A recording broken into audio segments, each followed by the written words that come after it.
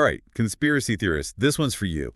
Buckle up, because today's deep dive is going to get interesting. We're going deep into the origins of COVID-19. And things just got a whole lot more interesting. Yeah, you know how sometimes the official narrative feels a little too neat? Like maybe there's more to the story than they're letting on? Definitely. Well, we've got this opinion piece here, and it's all about a recent statement from, get this, the CIA. Oh, this is juicy.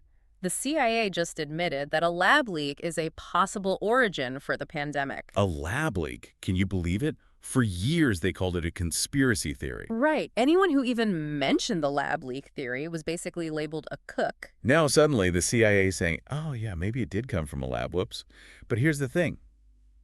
They're not saying they have any new evidence. Nope. They're calling it a reinterpretation of existing information. Like, come on, what's the real story here? Right. Makes you wonder about the timing of it all, Totally. Especially because, remember, the Biden administration has been fighting tooth and nail against the lab leak theory for years. They've been very clear that they believed it came from nature. Yep. And anyone who dared suggest otherwise, well. They were shut down pretty quickly. Yeah. It's kind of funny, though, thinking about all the people who were so sure it came from nature. Like, remember Dr. Fauci? Oh, yeah. He was adamant that it came from an animal.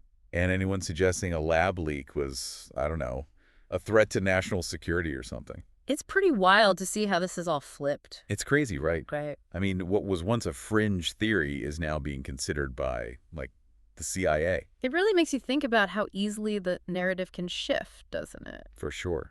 And this whole thing has got to feel pretty good for folks like John Ratcliffe. Oh, yeah, the former director of national intelligence under Trump. That's the one. Yeah. He's been saying all along that the Wuhan Institute of Virology was the likely source. And he was dragged through the mud for it. Oh, absolutely. People called him a liar, a conspiracy theorist, you name it. He said he was hitting all these roadblocks in his investigation. I bet. No one wanted to believe him back then. But now it's like he's having the last laugh. Right. He's basically saying, I told you so.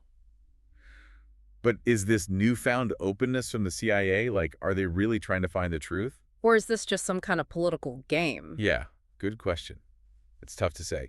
And of course, the Chinese government is not happy about any of this. Oh, they are furious. They're calling it a smear campaign.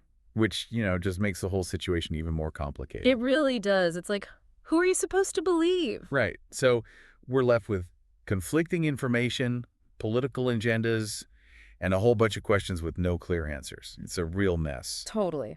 But I think this really highlights the importance of critical thinking, Oh, absolutely. We can't just accept what we're told at face value. We have to dig deeper, question everything. Question everything. That's a good motto. Yeah. Think back to the early days of the pandemic, right? What were we all told back then?